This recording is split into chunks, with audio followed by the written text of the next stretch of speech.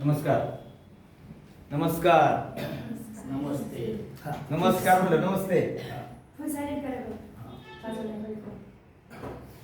आज आपल्या स्वामी विवेकानंद भाषण कला व वक्तृत्व प्रशिक्षण केंद्रामध्ये आमचे मार्गदर्शक आणि खऱ्या अर्थानं अनेक विषयावरती ज्यांनी प्रभुत्व गाजवलंय, अनेक विषयावरती व्याख्यानं केली. महाराष्ट्राच्या कानाकोपऱ्यामध्ये व्याख्यानं करत असताना समाजाची जागृती झाली पाहिजे आणि समाजामध्ये परिवर्तन झालं पाहिजे ही भावना मनामध्ये ठेवून अनेक प्रकारचं चांगलं काम आणि चांगलं उद्दिष्ट मनामध्ये ठेवून सर आज कार्यरत आहे. सरांचं वय किती असेल याची कल्पना आपल्याला त्यांच्यावरून येत असेल. मला वाटतं सरांचं वय आता 75 आहे. 75 वयामध्ये माणूस काय करू शकतो. आता त्यांचं व्याख्यान चालू झाल्यानंतर तुम्हाला कळेल, ते भाषण करत असताना तुम्हाला कळेल किती एनर्जी आहे. म्हणजे माझ्याकडे जेवढी एनर्जी नाही तेवढी एनर्जी सरांकडे आहे. सर एक शिक्षक म्हणून, एक प्राध्यापक म्हणून त्यांनी कॉलेजमध्ये चांगल्या प्रकारचं काम केलेलं आहे. सरांची मला वाटतंय किती पुस्तकं प्रकाशित? 6 पुस्तकं प्रकाशित आहे आणि 7वं येईल. पुस्तकं कशावरती आहे? वक्तृत्व कसं असावं यावरती पुस्तक आहे. म्हणजे अनेक महामानवावरती पुस्तक आहेत. त्याचबरोबर सरांचं युट्यूबला जर तुम्ही पाहिलं, साळुंखे सरांच्या नावाने युट्यूबला चॅनल आहे. युट्यूबवरती तुम्ही वेगवेगळ्या प्रकारची भाषणं प्रत्येक महामानवावरती साळुंखे सरांनी चांगल्या प्रकारची भाषणं दिलेली आहेत, केलेली आहेत.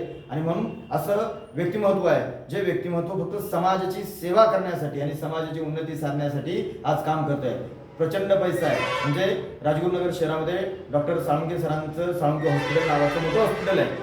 त्या हॉस्पिटलचे जे सर्व आहेत ते सरांचे सुपुत्र आहेत. त्यांची सुनबाई सुद्धा चांगल्या प्रकारची डॉक्टरीन आहे. आणि हे सगळं असताना सुद्धा एक चांगले प्राध्यापक म्हणून ते सेवानिवृत्त झाले. हे सगळं असताना सुद्धा आपण काहीतरी समाजाचं देणं लागतो, आपण समाजासाठी काहीतरी करायला हवं ही भावना मनामध्ये ठेवून आजपर्यंत सरांनी वेगवेगळ्या ठिकाणी व्याख्याने देण्याचं काम केलेलं आहे. मला वाटतं आजपर्यंत सर इथे 2दा का 3दा येऊन गेलेले. ही 3री वेळ आहे.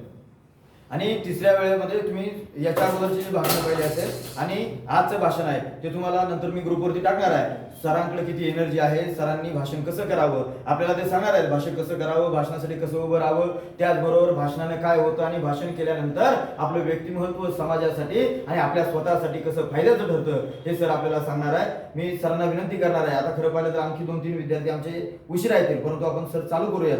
आणि सगळ्यात महत्त्वाचं म्हणजे सर जे बोलतायत ते मनापासून बोलतायत. यात कुठे कृत्रिमपणा नाही.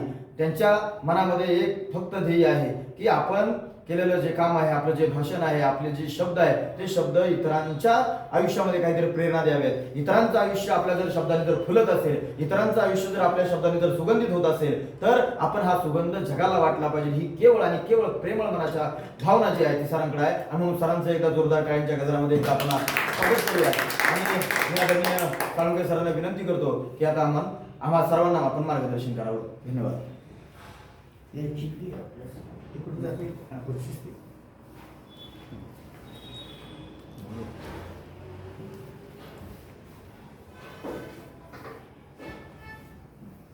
आणि कोणाला जर काय मुद्दे घ्यायचे असेल, मुद्दे लक्षात याच्यावरती टाकणारच आहे.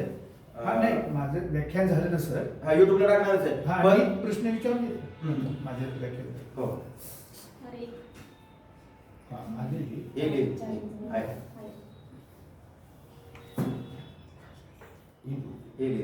काय नाही, पण इथं दिसते व्यवस्थित. हो. ही लाईट आहे. आली हो, येईल. हां, ठीक.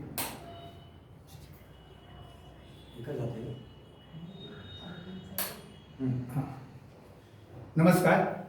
नमस्कार. मला ह्या ठिकाणी माझे जिवलग मित्र संपतराव यांनी मला बोलण्याची संधी दिली त्याबद्दल त्यांचा मी आभारी आहे, ऋणी आहे. त्यांना मी धन्यवाद देतो. आत्ताच संपतरावांनी सांगितलं की माझी एकूण 6 पुस्तकं प्रकाशित झालेली आहेत आणि 7व्या आठवड्यात, एका आठवड्यात ते येणार आहे. 7वं जे आहे त्याचं नाव प्रबोधन. पहिलं पुस्तक माझं आहे यशाची चावी. पहिलं पुस्तक माझ्या आयुष्यातलं यशाची चावी. याच्यामध्ये माझी महाराष्ट्रात झालेली 8 व्याख्याने लिखित आहे. 1 संस्कार मानवतेचा पाया, 2 जीवन सुंदर आहे, 3 करिअर, 4 अंधश्रद्धा, 5 आपले आरोग्य आपल्या हाती, 6 राष्ट्रीय एकात्मता आणि 7 अध्यात्म आणि 8 शिवाजी राज्ये तुम्ही नसते तर, अशी एकूण 8 व्याख्याने आहेत. ही एकच प्रत आहे. आता पहिली प्रत संपली, आता हिची दुसरी आवृत्ती 8 दिवसात येईल. तुम्हाला मी देईल की त्याची किंमत मला वाटतंय 350. बरं का, मी 10% सवलत द्यायचा विचार केला, पण सुनबाई मला म्हणते, आता सांगितले यांनी की डॉक्टर साळुंके सर माझा मुलगा आहे आणि रसिका साळुंके म्हणजे सुनबाई. साईनाथ हॉस्पिटल आपलंच आहे वाडा रोडला, आणि जे चांदोलीला आहे ते पण आपलंच आहे. मग सुनबाई काय म्हणते की तुम्ही 10 रुपये सवलत देऊ नका, आपली जरा परिस्थिती बरी आहे, तुमचे विचार, तुमच्या भावना, तुमच्या कल्पना समाजापर्यंत पोहोचू दे. आणि म्हणून तिने मला बंधन घातलं 50% सवलत. म्हणजे जे पुस्तकं मी किमती आहेत ते 50% सवलत देईल. हे पहिलं पुस्तक. दुसरं पुस्तक आहे बोधकथा.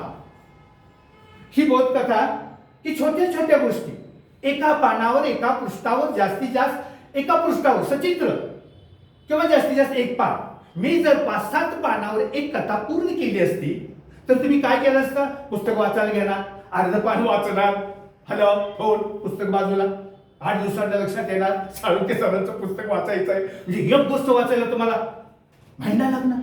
मग मी विचार केला, समाजाला जे काही सांगायचं आहे ते एका पृष्ठात, जास्तीत जास्त एका पानावर आणि सचित्र असे याच्यामध्ये ना हे आहे गोष्टी.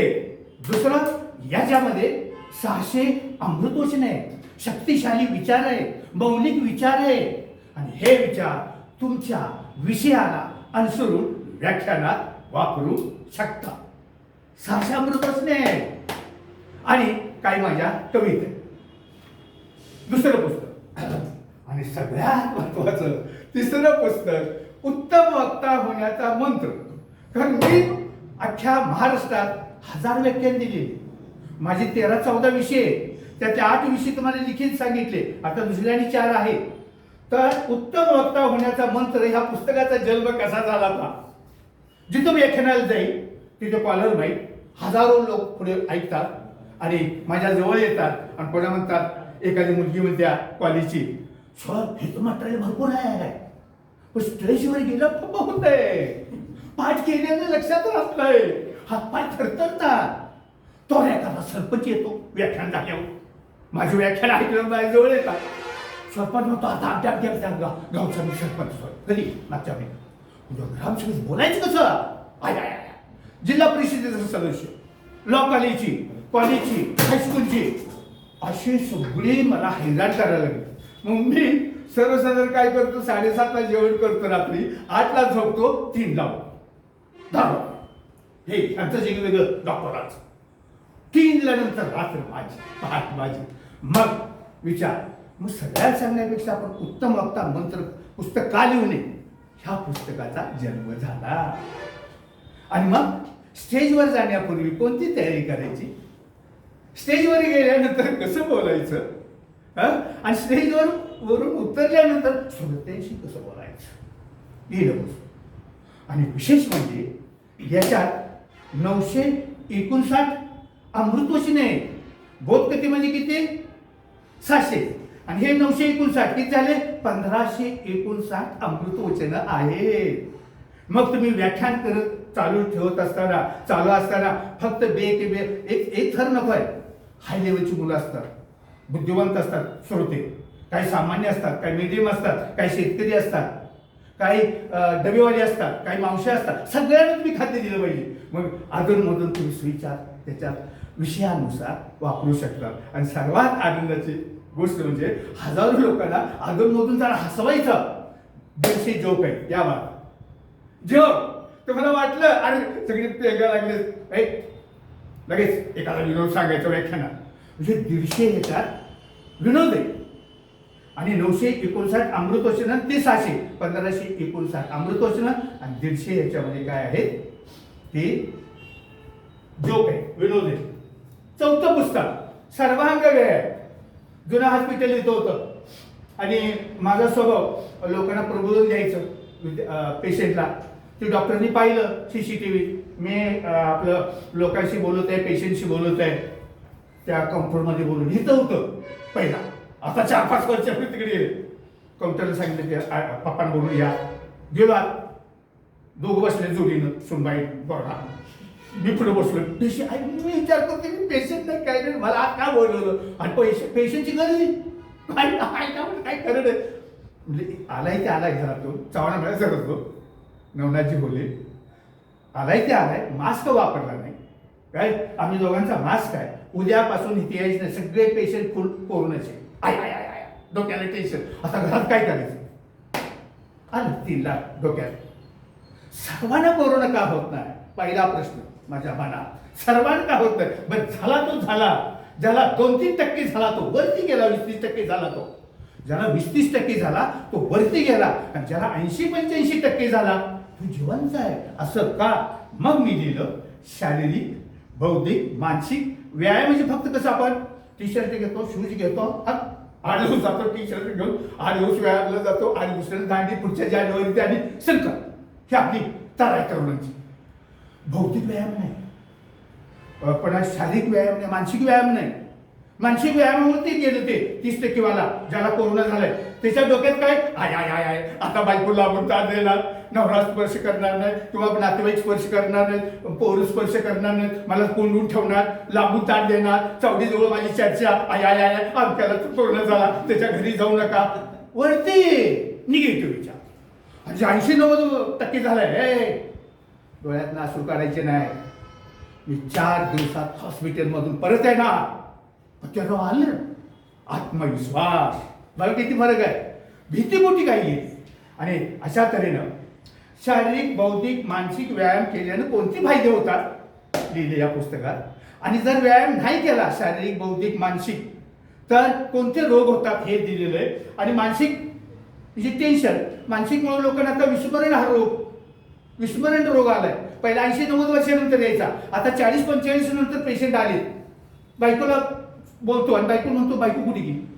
आईशी बोलतो आई म्हणतो 2 दिवस दिसलीच नाही कुठे आहे माझी आई. बायकोला आई म्हणायचं आईला बायको म्हणायचं. विस्मरण 40-45 वर्ष का. खाद्य मानसिक निगेटिव्ह विचार. बुद्धीला खाद्य नाही. टीव्ही मोबाईल मालिका सत्यानाश. मालिकेचं कोणाच कल्याणच झालं नाही सत्यानाश. आणि आमच्या वेळेला गोष्टीचे पुस्तक वाचत होतो. टीव्ही नव्हता. टेप एखादा टेप जर असा तर आमच्या गावात चर्चा टेप आहे आमच्याकडे टेप आलाय. टेप म्हणजे काय. टेप म्हणजे आपण बोललेलं ना ते नंतर उद्या पण बोलते टेप आहे असा का. आम्ही गोष्टीची पुस्तक वाचलं. आणि हे तुम्ही मोठ्या आणि अल्लाह सांगत नाही, गॉड सांगत नाही, ईश्वर सांगत नाही, विज्ञान सांगतं. काय सांगतं विज्ञान सांगतं जो पार्ट तुम्ही वापरत नाही तो लवकर निकामी होणार. क्या बात आहे. जो पार्ट तुम्ही वापरत नाही तो निकामी होणार. ह्या बुद्धीला तुम्ही खाद्य देत नाही. मालिका टीव्ही गंज विस्मरण. मी आता 6 महिने हात वापरायचं नाही ठरवलं असाच निकामी होणार. हालचाल करा विज्ञान सांगतंय. तर हे मी अशा तऱ्हेने लिहिलं. आणि याच्यात माझ्या काही कविता. 5वं पुस्तक मगाशी सांगितलं यशाच्या चावीत 8 व्याख्याने. याच्या 4 व्याख्या. महाराष्ट्रात झालेली ती 8 आणि ही 4. तर्कशील व विवेकी व्याख्याने हिते चार्वाकचे विवेकी विचार, सावरकरांचे तर्कशील विचार, संघर्षातून यशाकडे. कॉलेजला एवढा भावलाय तो विषय जे तरुण तुमच्यासारखे अवश्य ते व्याख्यान ऐका. ह्याच्यात वाचा काय आहे संघर्षातून यशाकडे. कॉलेज लॉ कॉलेज तरुण मुलं संघर्ष. आणि 4थं शैक्षणिक क्षेत्रात योगदान देणारे महापुरुष. हे 5वं पुस्तक. 6वं पुस्तक स्वामी विवेकानंदांचे मानवतावादी विचार. 24 सालाला मार्गदर्शक ग्रंथ. हे मानवतावादी विचार. फक्त स्वामी विवेकानंद म्हणलं फक्त आपल्याला एवढंच डोक्यात लक्षात येते. स्वामी विवेकानंद म्हणलं की शिकागो भाषा बस. हिंदू धर्माचा प्रचार संपला. स्वामी विवेकानंद.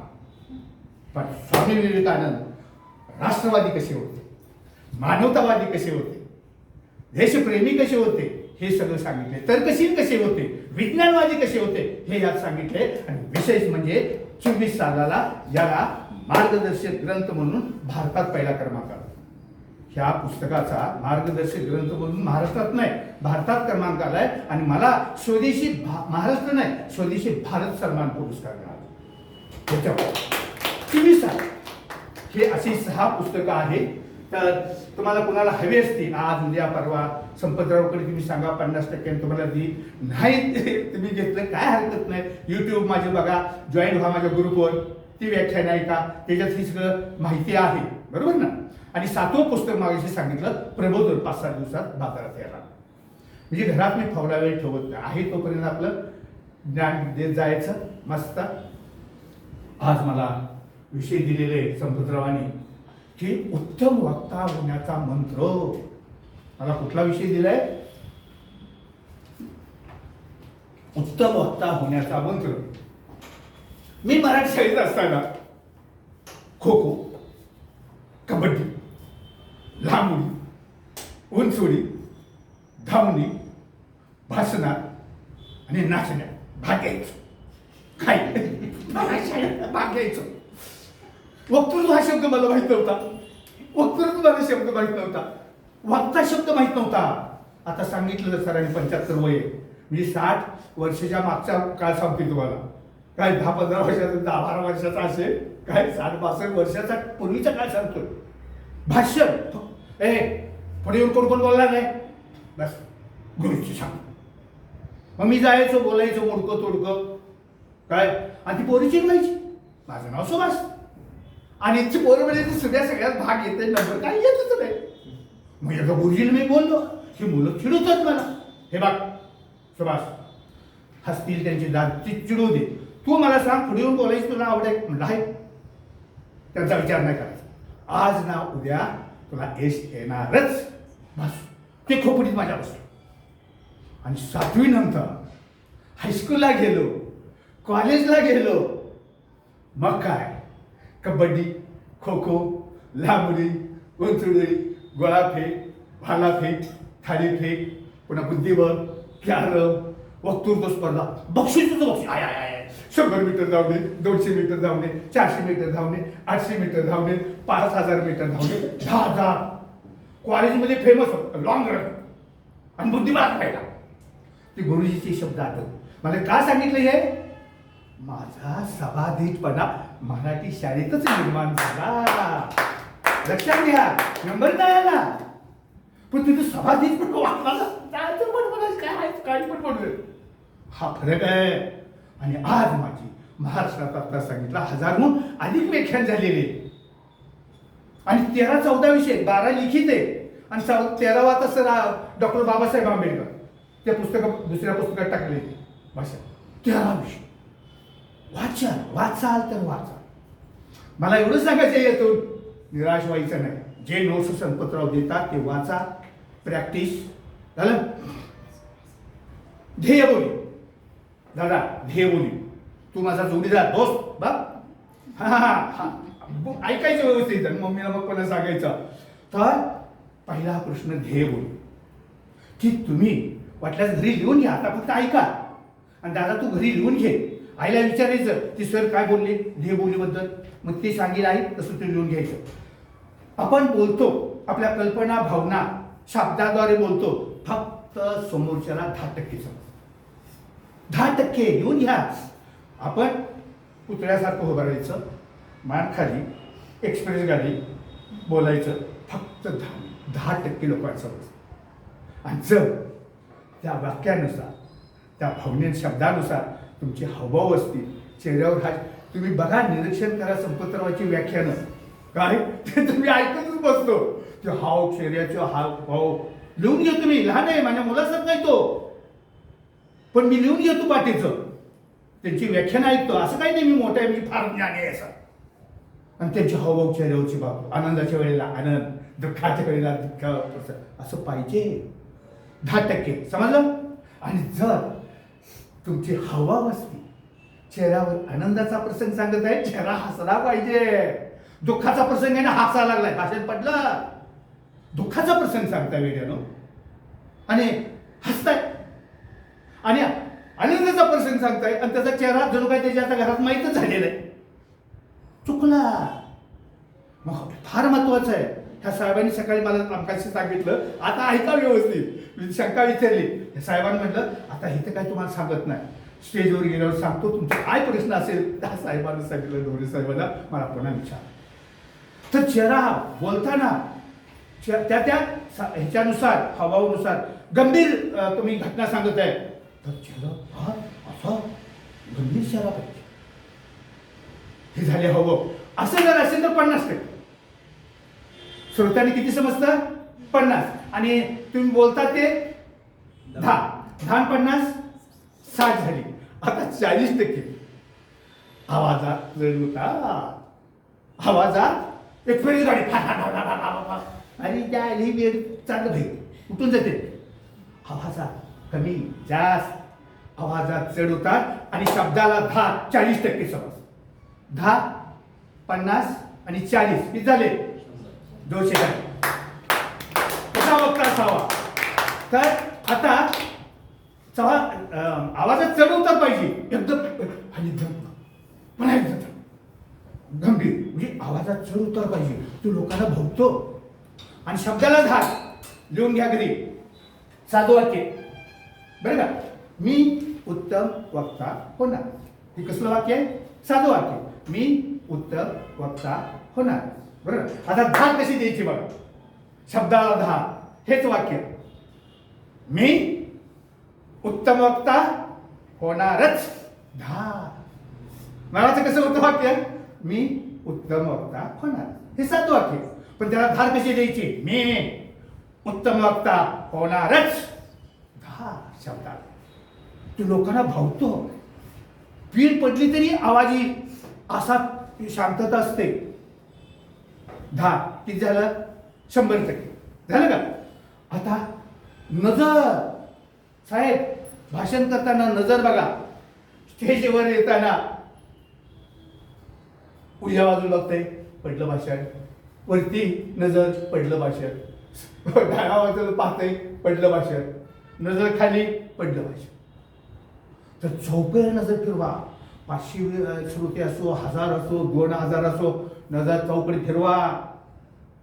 चौफेर लिहून घ्या वही घरी गेलं. चौफेर नजर फिरली पाहिजे. आणि दुसरं महत्वाचं, समजा 1000 लोक आहेत, एम आकाराने पाहायचं. एम आकार, माझ्याकडून एम आकार.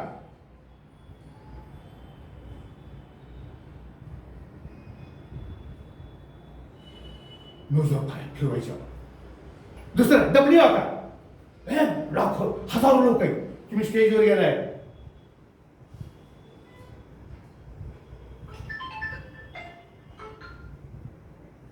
नजर फिरवायची, फक्त नजर फिरवायची. ते सगळे काय म्हणताय? आणि हे आहे राजगुरुनगरचं, आणि माझं आहे व्याख्यान सोलापूरचं. सोलापुरात चालू आहे. मी इथून गेलोय किंवा संपतराव गेले, आणि तुम्ही असा प्रकार केला. सगळ्याकडे पाहिलं तर ते सोलापूरवाले म्हणतात आणि जे आपलंच आहे, आमचा वागता आहे. किती फरक आहे बघा. हाय तुम्ही राजगुरुनगरचा, मुंबईचा आहे किंवा सोलापूरला चालू आहे व्याख्यान तुमचं, आणि त्यांना माहित असतं ओळख करून देताना राजगुरू म्हणून हे वक्ते आलेली कामं करून ते पहिलं प्रस्तावना लोक सांगतात. मग तुम्ही अशी नजर फिरवलं ना, सगळ्याला काय वाटतं? अरे आपलाच वक्ता आहे. मग किती फरक आहे नजरेवर. म्हणून नजर फार महत्वाची. पुढचा मुद्दा, वेगाने. आता मी 15-20 मिनिटं बोललो, मला वाटतं एकही शब्द तुम्हाला समजला नाही असं नसेल. मी बोललो नाही, सगळे शब्द माझं वाक्य तुम्हाला समजलं नाही. आता एवढे मी बोललो, ह्यात तुम्हाला असं काय झालं का? अरे हे काय फास्ट नाही, फास्ट बोलायचं नाही. फास्ट बोलल्यावर होतं काय, जे संपतराव सारखे, जे हुशार आहे त्यांना ते ऐकायला येतं, समजतं. आणि जे मिडियम आहे, शेतकरी वर्ग आहे, आमटे बहादूर आहे, डबेवाला आहे, मावशी आहे, अगदी अडाणीतले अडाणी, झाडूवाले, हिची काय एक्सप्रेस चालवायची आहे का काय, ते डोळ्यात खुणवते दुसऱ्याला, चल उठून जावी तिच्या आईला, ते दुसऱ्याला खुणवते, चल कधी. आणि मग तो संपतरावने टाळी वाजवली, किती जागा होतो, अरे काहीतरी घडले बरं का. आणि ते बाहेर जायच्या नादाला असते का, एक्सप्रेस गाडी बिलकुल मोठ्या ह्यानं बोलायची नाही, फास्टनं. बघा तुम्ही जे पूर्वीची जे आहेत व्याख्यानं, अटल बिहारी वाजपेयी म्हणा, हिंदू हृदय सम्राट बाळासाहेब ठाकरे, राज ठाकरे, बघा तुम्ही यांची भाषणं बघा कसे, प्रत्येक वाक्य समजतं. उद्धवजी ठाकरे, नरेंद्र मोदी म्हणजे मला ते घेणारे बघा नंतर म्हणजे सांगायचं तात्पर्य का नाही तुम्ही जे काय बोलणार आहे पाठ करून वळत येते काय ठरणार याचा. आता मी 15 काही 20 मिनिटं बोललो असेल कोणालाही वाटलं नसेल मी पाठांतर केलं. जे सत्य आहे हसत खेळत वाचता असं व्याख्यान पाहिजे. पहिलंच वाक्य मला सर्टिफिकेट दिलं संपतरावांनी की ते कृत्रिम बोलत नाही, हे माझं सर्टिफिकेट आहे. सहज नॅचरली वाटलं पाहिजे ऐकताना. वेगानं कधी बोलू नका, सावकाश बोला. प्रत्येक वाक्य त्या समाजाला समजलं पाहिजे आणि सगळ्याला आणि एक घरी वाक्याची व्याख्या लिहून ठेवा की ज्याचं व्याख्या, ज्याचं वाक्य, ज्याचा शब्द अडाण्यातल्या अडाणी माणसाला समजतो तो उत्तम. किती वाक्य महत्वाचं बघा. तुमचं वाक्य, तुमचं शब्द, प्रत्येक वाक्य अडाण्यातल्या अडाणी माणसाला समजतो तो उत्तम. मी आलं तरी हे 4-5 मुंबईची लोक पुण्याची ही टाळ्या वाजवली, बाकीची म्हणतात त्या संपतरावाला खुर्चीवरील सामक्याला बोलवायचं हे बेकार आहे का. म्हणजे तुम्ही काय करता सगळ्याला बोलवता आमंत्रण देता. संपतरावाचं व्याख्यान आहे आणि सगळी बसल्यात लाईनीत पत्रावळ्या टाकलेले तुम्ही आणि फक्त बुद्धिवंत लोकांना खाद्य दिले आणि बाकीचे शेतकरी, मजूर, डबेवाला, मावश्या ते पत्रावळ्या टाकले आणि बाबतीत आम्हाला काही दिलंच नाही साळुंक्यानं. अरे मग तुम्ही म्हणणार आम्ही त्यांना कुठं बोलवलं. अरे वेड्यानं तुम्ही बोर्ड लावला ना राजगुरुनगरमध्ये, शिव व्याख्याते संपतराव गारगोटे त्यांचं व्याख्यान हजर हवा, कालीला बोर्डला व्याख्यान लिहिलं नाही बोर्ड, मग ते येणार. मग संपतरावाचं काम आहे फक्त ते 10-20 हुशार लोकांना ते खाद्य देते आणि बाकीच्या पत्रवल्या मोकळेच. असं नाही चालणार. एक तर बोलवली सर्वांना, मग तुमचं खाद्य कसं पाहिजे व्याख्या. गरीबातला गरीब, झोपडीत राहणारा, अडाणी, अंगठेवाद, मीडियम आणि हाय लेवल म्हणून तुमच्या व्याख्यानात छोटे मोठे किस्से सांगा, घटना सांगा, एखादी काव्यपंक्ती सांगा, तुमच्या ज्या पूर्वीची तुमची घटना सांगा, आठवण सांगा, एखाद्या महापुरुषाची आठवण सांगा, एखादा जोक सांगा. मग ते वेगळं हसतंय आणि फार भारी जो काय व्हा जागा होते. सगळ्याला खाद्य द्या, नाहीतर मग सगळ्याला बोलू नका. ते फ्लॅगला आणायचं नाही आमच्याचं व्याख्यान. माझं काम आहे लावलंय ना सगळ्यांना मी खाद्य दिलं तरी उत्तम होतं. आणि दुसरी उत्तम त्याची व्याख्या देऊन घ्या. ज्याला कुठं थांबायचं कळतं तो उत्तम वागता. नाहीतर व्यासपीठ दिलंय तास 2 तास सगळे उठून चालले, शिट्ट्या मारते, काय कोणी मोबाईल बघते, कोण टाळ्या वाजवते, जाणं घरी आता बस झालं. हा आणि कोणा म्हणजे संपतरावाला सांगणार ह्या साळुंक्याला पुन्हा उद्या बोलवायचं नाही. म्हणजे हे मला अक्कल पाहिजे ना कधी थांबवायचं. तर उठून चाललेली सगळे शिट्ट्या मारतात, मुद्दा असे करतात, मोबाईल बघतात, गाणी लावतात मोबाईलची मागं. आणि तरी माझी एक्सप्रेस गाडी चालू आहे. माझं भाषण पडलं, माझी इज्जत गेली. तर उत्तम वागता कुणाला म्हणायचं, ज्याला कुठं थांबायचं करतो तो उत्तम वागता. झालं. आता व्यासपीठावर जाता छोट्या छोट्या गोष्टी जे आठवते आता घरी लिहायचं. रात्री का पाठीच उठून लिहा, पाठीच ती लक्षात राहते साळुंके काय काय सांगितलंय. काय व्यासपीठावर जाताना फ्रेश व्हा. आल्या मला एका मुलीनं मला तिथं पाणी दिलं. छोट्या छोट्या गोष्टी. तुम्हाला जिथे व्याख्यानाला जायचं आहे पाणी प्या, मी बाथरूमला जाऊन आलो, इथं मला प्रॉब्लेम यायला नको. ह्या छोट्या छोट्या गोष्टी तुम्ही व्याख्यात आहे ना, तुम्ही जाण्यापूर्वी फ्रेश व्हा. असं असेल तर शक्य ठीक आहे, नाहीतर मोबाईलमध्ये बघा बरं आहे का मी जायला वाऱ्यातून आले पावसातून आलोय व्याख्याता तिथे भिजते. पण तुमचं काम आहे व्यासपीठावर जाण्यापूर्वी फ्रेश व्हा. मला पाणी दिलं, पिशवी सरांनी घेतली माझी, तो मी बाथरूम. छोट्या छोट्या गोष्टी तुम्हाला व्याख्यान द्यायच्या अर्धा तास, तास, 1.5 तास. भाषणवाले जास्त भाषणवाले जास्त. हा तर ते तुम्ही काळजी घ्या. हा आणि दुसरी गोष्ट फ्रेश होऊन जायचं. दुसरी गोष्ट आत्मविश्वासाने व्यासपीठावर जायचं. आत्मविश्वास घाबरून व्यासपीठावर जायचं नाही, बावरून जायचं नाही, बावचळून जायचं नाही, आत्मविश्वासाने जायचा. माझं व्याख्यान उत्तम होणारच बस म्हणायचं. आत्मविश्वासाने जायचं. स्टेजवर गेलो की पोडी मस्त डायस बरोबर का, त्याला साड्या साध्या भाषेत आपण बॉक्स बोलू. काय बॉक्स असं बापून बसू. ताट. हजारो लोक तुमच्याकडे बघतात. म्हटलं भाषेत ताट हे असं दोन्ही दोन्ही धरलं असं बनायचा. आणि नजर मागाशी अरे साधं काम नाहीये. नजर फिरवायची चौकडे. भारी पर्सनॅलिटी मनात त्यांच्यात विचार चालू होतात आणि तुम्ही बावळट सगळं आणि तुमच्या समोर माईक असतो. माझ्या वाचनात आले माईक एकदम जवळ धरू नका. तो आवाज ठराविक लोकांना काही लोकांनी समजतं. आवाज घोंगावतो. तो स्पष्ट आवाज येत नाही. समजत नाही मागच्याला. आवाजच घुमतो. ते शब्द निघून चालू त्या आवाजातून. गोंधळ होतो सगळा. तर एवढ्या जवळ धरू नका. मी काही माझी जेवढं दोस्त आहे आता निवेदक आहे त्यांना हात जोडून सांगतो या छान झालं पण जरा तो माईक जरा दूर ठेव. ते लगेच हात जोडतात. प्रेमाने सांगतो. राग मान नको बाळ. तू माझ्या मुलासारखं आहेस. जे इथं निवेदक झालेले त्यांना मी एकदम जवळ झालं ना ते पैठण वगैरे गडबड होते. तर माझ्या वाचनात 10 किंवा 12 इंच आपल्या तोंडापासून 10 किंवा 12 इंच तेवढं काही पण लक्षात ठेवा. असं धरू नका. तुम्हाला वाटतं चांगलं आधी तिकडचे गोंधळ उठला ना म्हणजे 10 किंवा 12 इंच अंतर ठेवायचं. आता भाषा साधी सोपी. माझं संपतरावाचं पुण्याला चालू आहे. अलंकारिक भाषा वापरली ते हुशार आहे बुद्धिवंत तेवढीच ऐकणार. आणि जे सामान्य डबेवाले ते म्हणणार आम्हाला काही खाद्य दिलंच नाही ते पेंगणार उठून जाणार. म्हणजे साधी सोपी भाषा पाहिजे त्याच्यात. आणि अजून जोक तुमच्या प्रसंग आठवणी असं सांगून एखादी काव्यपंक्ती म्हणून तर मी या पुस्तकात लिहिली. एखादा जोक एखादा सुविचार. आणि मी ना असं मला वाटलं ना काय तर मी हे माझी ती आता लक्षात आली. मी स्वतः ते जोक वगैरे तयार केलेत ना. आणि मग ते बरोबर मग मी ते हसवण्यासाठी काय करतोय का मी एखादं रेडी एक जोक सांगतो बघा. आता मध्येच जोक सांगतोय तुम्हाला. मी तुम्ही तसं करावं. एक जोक मग तू साधू शेपाशी ना आणि जोक सांगणार नाही. सावध होता. कोण म्हणताय एक ग्लास दूध पिऊन ताकद येते.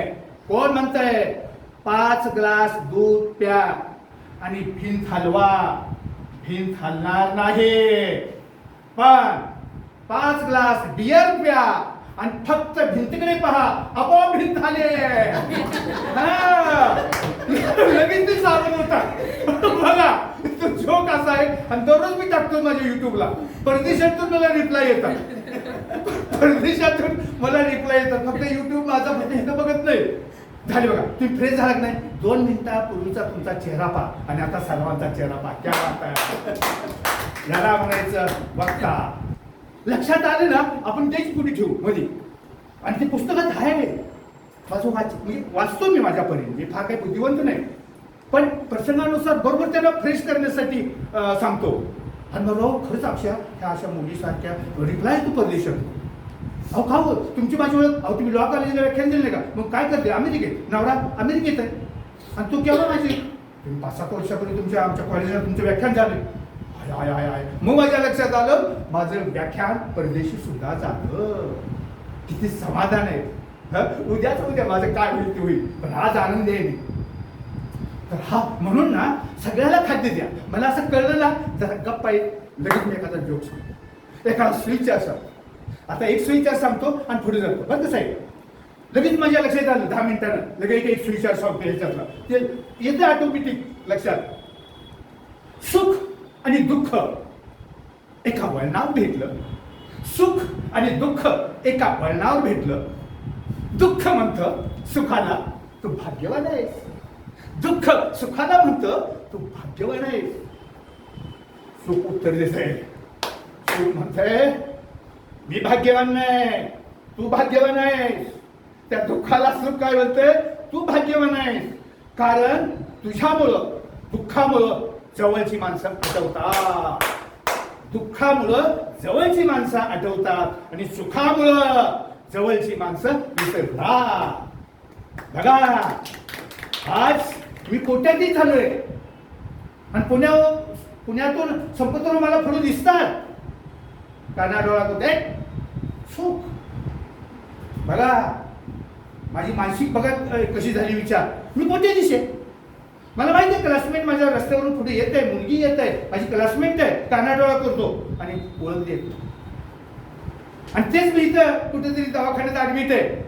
संपतरावला कळलं, संपतराव मला भेटायला येणार. माझ्या डोक्यात मला काय आवडतंय संपतरावांना माहित आहे.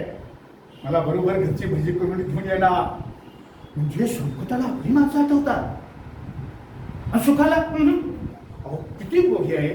आणि मग ते परदेशातून असे रिप्लाय येतात. आलं का लक्षात? आता पुढचं हे भाषा साधी सोपी भाषा पाहिजे. आता पुढचा मुद्दा पोशाख.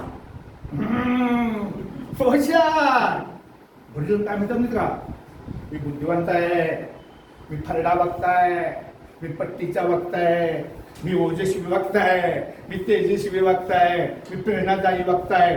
पण हो ना, मग मी बाह्य रूपाला लक्ष देणार नाही. बघ नाही जाणे तो काय बोलतो, मी मला काय करायचं आहे बाह्य. चुकीचं आहे, चुकीचं आहे. आता हे तुम्ही थोडेच आहे. जेव्हा संपतराव ना मला स्टेजवर घेऊन येतात, हजारो लोक बसलेले असतात. तिथं नियोजक कोण आहे, संयोजक कोण आहे, संपतराव. तिथून मला घेऊन येणार. तिथं मध्ये लाईन असते, शिकलो जेवण शिकलो आणि सगळ्यातून मला ती घेऊन येतात. त्यावेळेला सगळे हजारो लोकांचं माझ्या हातापासून ती केसापर्यंत लक्ष असतं. कसा चालतो, शर्ट बळका आहे का, फाटका आहे का, सॉक्स फाटका आहे, सगळं लक्ष असतं त्यांचं केसापासून पायापर्यंत. पण तुम्ही दीप प्रज्वलित करता, हार घालता, तिथे दोघं तिघं असतात प्रतिष्ठित. आणि तुमचं सॉक्स फाटलेलं आहे किंवा कपडे मळलेले, त्याचा शेजाऱ्याने वास येतो आणि सगळ्यांचं लक्ष तुमच्या पायापासून डोक्यापर्यंत असतं.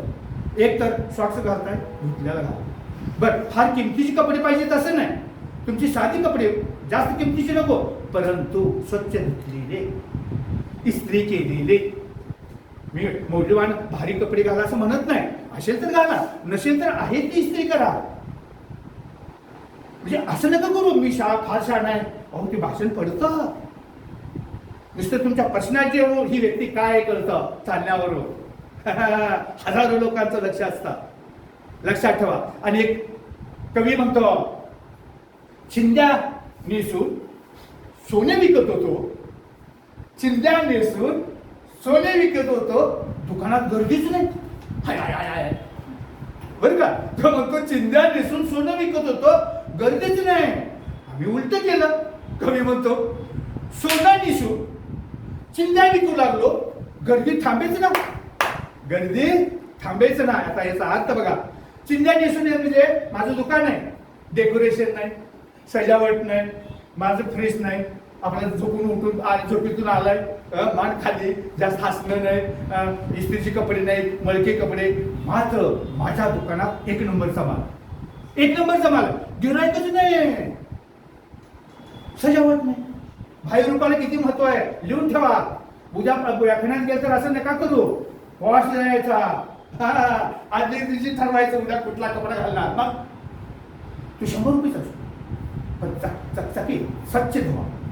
सॉक्स नसेल ठीक आहे, चप्पल पण साधा पण चांगला असावं, पॉलिश केल्या, लक्ष असतं सगळ्यांचं.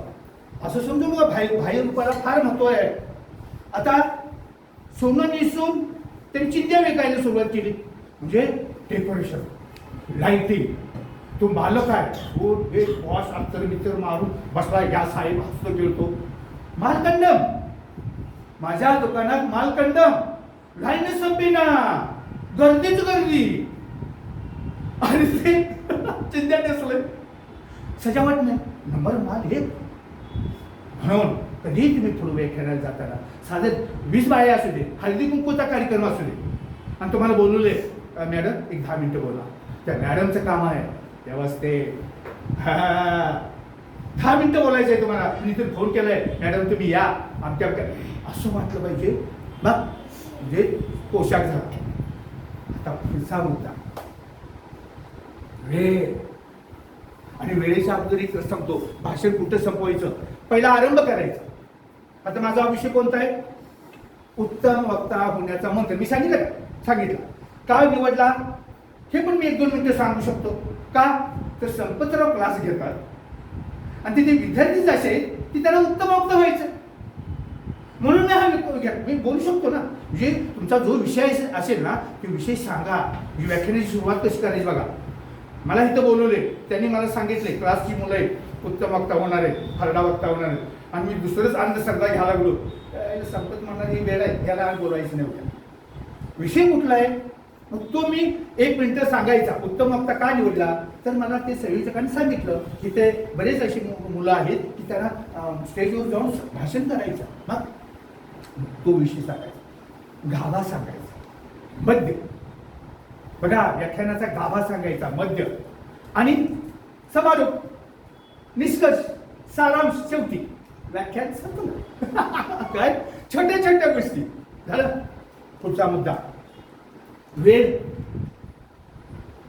संयोजक तुम्हाला पहिल्या संयोजकाला विचारायचं काल यांना मी विचारलं ते हेच बोलले काय नाही आपण 4ला सुरू करू 5ला संपू, 5-5:30ला संपू. मी माझ्या लक्षात आलं मी तासभर बोलू पाहिजे, म्हणजे आमचं संभाषण झालं. पण हा मनुष्य फोनवरून मला सांगतो अर्धा तास बोला आणि मी 1 तास रेडी पण आहे ना. यांचं संभाषण झालं सर कधी येऊ 4ला आणि तीच म्हणजे 5 पर्यंत आपलं सुरू ठेवू, 5, 5:15, 5:30ला मग बोलतो. बरं मला तासभर बोललं तर काही ऑब्जेक्शन घेणार नाही. काही जण सांगतात अर्धा तास बोला, काही जण सांगतात 1 तास बोला. तुम्ही तेवढ्या वेळात एवढं 2-4 मिनिटं अगोदर सांगा. आणि काही ठिकाणी असं घडतं सर तुम्हाला जेवढं बोलायचं आहे तेवढा वेळ बोला. आय खरं ते वाक्याची परीक्षा लागते, परीक्षा होते. आणि बापरे बंधनच नाही ठेवलं. आणि माझ्या जीवनात एक उदाहरण देत असे 2-3 कॉलेजला माझी पुस्तकं आलेली. एक सांगलीला आलंय, कोल्हापूरला आलंय आणि एक आता इथे जैन कॉलेजला आलंय बाबला. तिथे माझा जीवन सुंदर विषय होता, जीवन सुंदर. आणि 14-15 टार्गेट पोर माझ्या समोर 11-12ची नाही. मला माहिती आहे कसं जीवन आहे ते कॉलेजचा. आणि व्याख्यान झालं, जीवन सुंदर आहे. आणि झाल्यावर ते 5-10 मिनिटं त्यांना मोकळं सोडलं, कोणा काही तास असतील ते ग्राउंडवर लागले खेळायला. मला चहा पाणी दिलं आणि ते हनुमंत भवारी यांनी मला ते बोलवलं होतं तिथे प्राध्यापक आहेत ते. आणि मी आपलं 2 व्हीलरने गेलेलो होतो. बाहेर गेटच्या बाहेर काढल्यावर ना ते ग्राउंडवर खेळता खेळता वया फिरवत होती आणि माझी आडवी सर थांबा आता काय मला खरं नाही बाबा. हॅलो लगेच आली ती सर थांबा. माझ्या आता काय माझं चुकलं काय तिच्या आईला भाषणात त्या अशी आडवी आली आणि म्हटला तो 420. त्यानं राष्ट्रध्वज केली म्हटलं नाही, फक्त सामने सलूट म्हटलं. राष्ट्रध्वज के सामने सलूट असा नाही म्हणला, परेड सामने सलूट सगळ्यांनी त्याच्याशी सगळ्यांनी सलूट. म्हणजे बाळा काय म्हणलं अहो सर आम्ही 45 मिनिटं तासाला बसत नाही.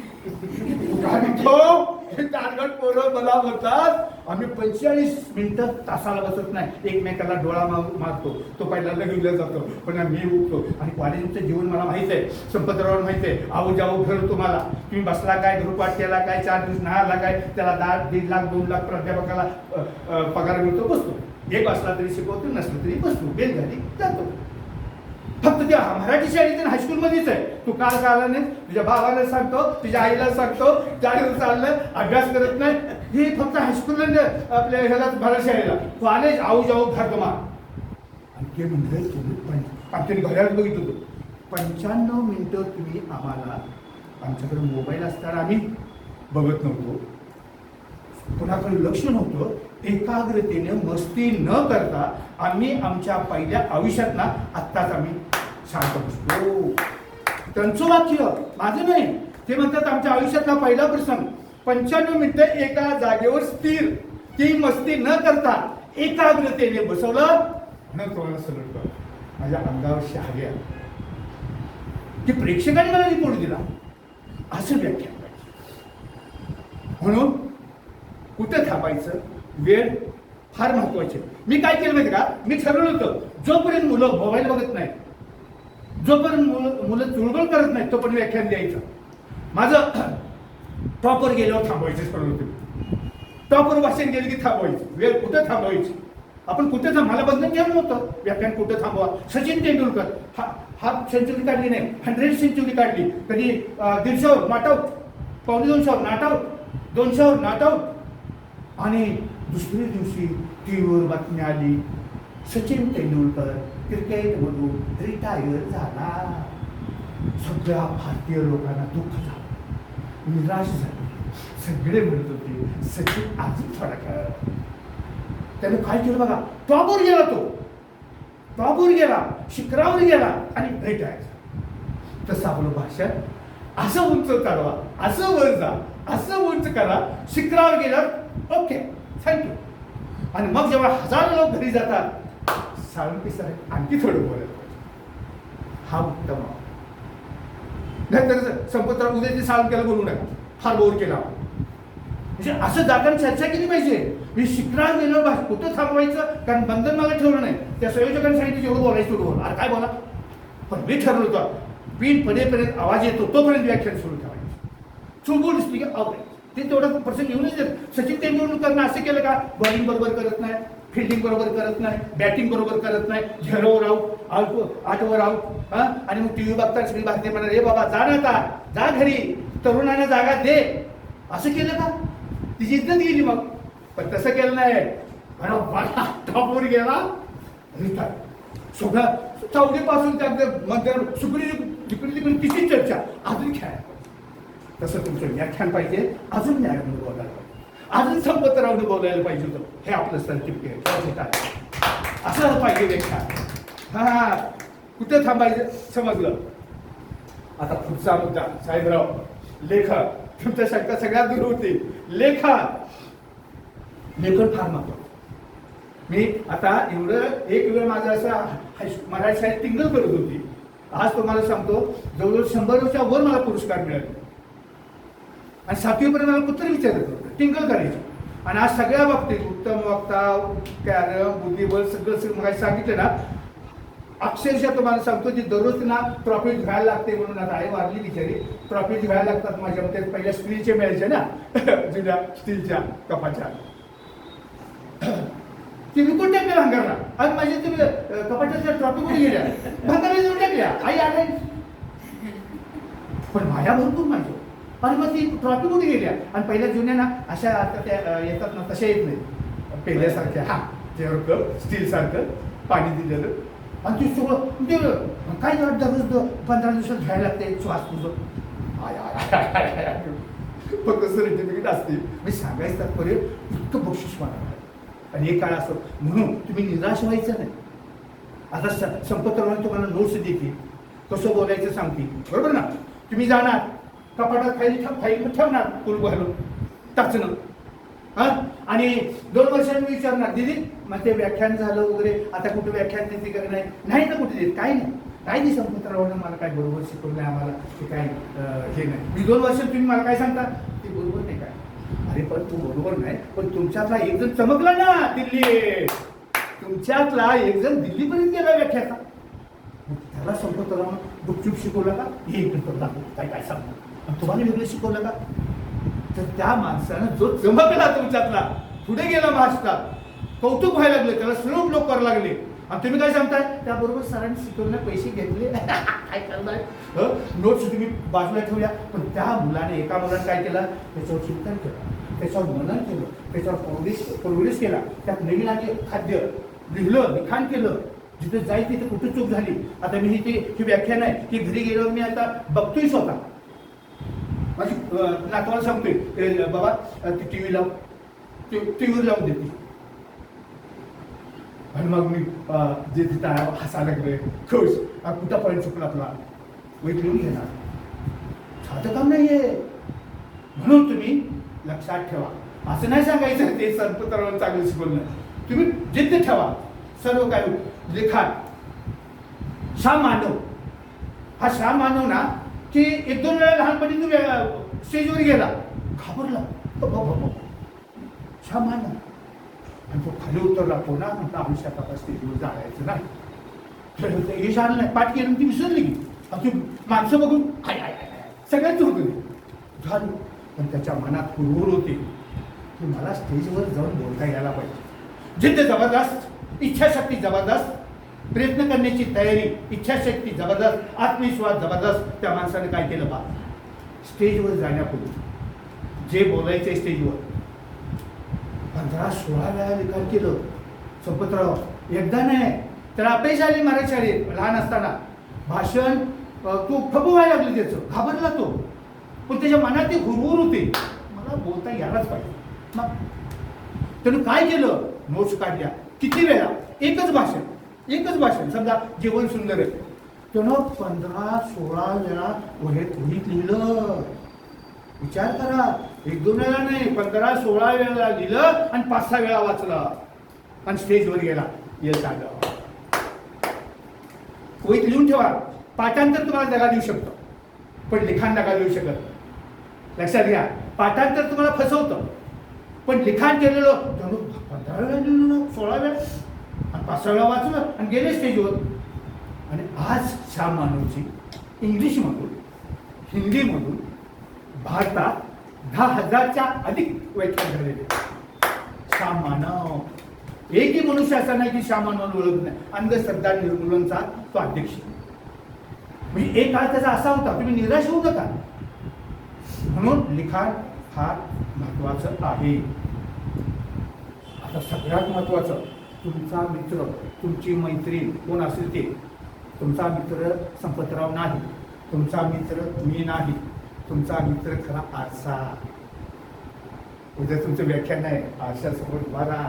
समजा तुम्ही माझ्या समोर केलं, मी काय म्हणणार, दिदी छान सांगतो का संपतरावची विद्यार्थिनी तू चांगलंच म्हणणार ना. चुकाश कशाला सांगायचे असतात, एखादी सांगेल त्या मसाला. पण आरसा असा तुमचा जीवलग मित्र आहे. आरशासमोर उभा राहायचा, एकांतात दार बंद, सुरू. उद्या तुमचं व्याख्यान आहे कॉलेजवर, कुठे आपण बोलायला लागल्यावर ना तुमच्या लक्षात येते मी आनंदाचा प्रसंग सांगताय आणि तुमचा चेहरा पडलेला आहे. तो आरसा सांगतो, बाई तुझं चुकलं, सांगतेस आनंदाचा प्रसंग आणि तुझा चेहरा रडलेला. अरे पुन्हा मध्येच तुमचा मुद्दा पुढचा आठवत नाही, चुकला. ते असं सांगतोय, चुकला, पुन्हा प्रॅक्टिस का, पुन्हा वाचन का. आरसा सगळ्यात जवळचा मित्र. लक्षात ठेवा, तुम्हाला मोठं उत्तम वक्ता व्हायचं आहे. आज माझ्या घरामध्ये एवढा मोठा आहे आरसा, माझ्या पुढे क्षेत्रे. आनंद करतो, चिंतन करतो आणि कसं दिसतो ते पाहतो मी.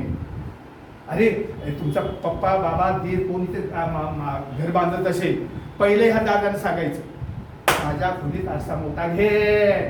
मग बाकी तर फालतू खर्च करता ना.